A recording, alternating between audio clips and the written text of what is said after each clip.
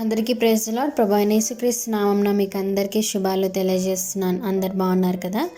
ఈరోజు వాగ్దానము యోబు 11వ అధ్యాయము 19వ వచనము. అనేకులు నీతో విన్నపములు చేసెదరు. ఈ మాటలు ఎవరెవరితో చెప్తున్నారు అంటే యోబు ఫ్రెండ్ అయిన నయమాతీయుడైన జోఫరు యోబుతో మాట్లాడుతున్నాడు అనమాట. ఈయన యోబు యొక్క థర్డ్ ఫ్రెండ్ అనమాట. ముగ్గురు స్నేహితులు వచ్చి ఆయన గురించి చెడ్డగా మాట్లాడుతూ నువ్వేం పాపం చేసావో అందుకు నీకు ఈ స్థితి పట్టింది, నీకు గతి పట్టింది అని చెప్పి మాట్లాడతారు కదా. చులకనగా హేళన చేస్తూ చాలా గాయపరుస్తూ మాట్లాడతారు కదా. అయితే ఇక్కడ ఈ నయమాతీయుడైన జోఫరు ఏం మాట్లాడుతున్నాడంటే యోబు గురించి అనేకులు నీతో విన్నపములు చేసేదరు అని చెప్పి ఒక మంచి మాటని ఇక్కడ మాట్లాడుతున్నారు. అదేవిధంగా మనం 15వ అధ్యాయం నుంచి 20వ వచనంలో చూసుకుంటే ఇక్కడ నీతిమంతుల గురించి నీతిమంతులుగా జీవిస్తే వాళ్ళ జీవితం ఎలాగుంటుంది అని చెప్పి ఇక్కడ కొన్ని మాటలు రాయబడి ఉన్నాయి.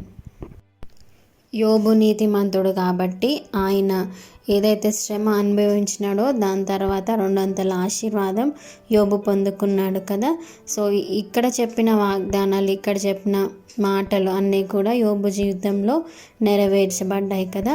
మనము ఇక్కడ వచనాలలో ఉన్నది నీతిమంతుల గురించి ఏముందో ఒకసారి చూసుకుందామా. నీతిమంతులంట ఎల్లప్పుడూ నిర్దోషులై సంతోషిస్తారంట. తర్వాత వాళ్ళు నిర్భయుడై స్థిరపడి ఉంటారంట. నిశ్చయంగా వాళ్ళ దుర్దశను మరిచేవారిగా వాళ్ళు ఉంటారంట. వాళ్ళ పాత జీవితాన్ని వాళ్ళు ఎప్పుడూ కూడా మరలా జ్ఞాపకం చేసుకోరంట. తర్వాత వాళ్ళ బ్రతుకు దినములన్నీ కూడా మధ్యాహ్న కాల తేజస్సు కంటే అధికముగా ప్రకాశిస్తుందంట. వాళ్ళ జీవితంలో చీకటి కమ్మినా కూడా అరుణోదయం వలె కాంతిగా వాళ్ళ జీవితాలు ఉంటాయంట. ఇంత మంచి మాటలు కదా. అదేవిధంగా నమ్మకముగా ఆస్పదము కలుగును గనుక నీవు ధైర్యంగా ఉండు. ఎప్పుడు కూడా ధైర్యంగా వాళ్ళు ఉంటారంట. అదేవిధంగా వాళ్ళ ఇంటికి, నీతిమంతుల ఇంటికి ఎప్పుడు కూడా సురక్షితం, వాళ్ళకి కానీ తనకి కానీ ఎప్పుడు కూడా భయం లేకుండా సురక్షితంగా కూడా పడుకుంటారంట. తర్వాత అనేకులు వాళ్ళతో చేసిన విన్నపాలన్నీ కూడా చేసేవారుగా వాళ్ళు ఉంటారంట. అదేవిధంగా దుష్టుల కన్నుచూపు వారి మీద నుంచి క్షీణించిపోతుందంట. వాళ్ళకి ప్రాణం గురించిన చింత ఉండదంట. ఎందుకంటే ఎప్పుడెప్పుడు మనము దేవుని దగ్గరికి వెళ్దాం అనే ఆలోచన నీతిమంతులకి కలిగి ఉంటుందంట.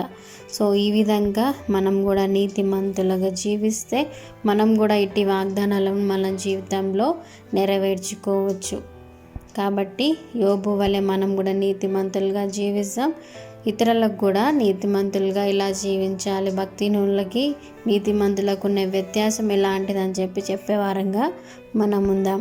ఈ చిన్ని వాగ్దానాన్ని దేవుడు దీవించి ఆశీర్వదించును గాక. ఆమెన్. Thank you. మీకు ఎవరికైనా ప్రేయర్ రిక్వెస్ట్ ఉంటే దయచేసి కామెంట్స్లో మెన్షన్ చేయండి. Thank you. God bless you.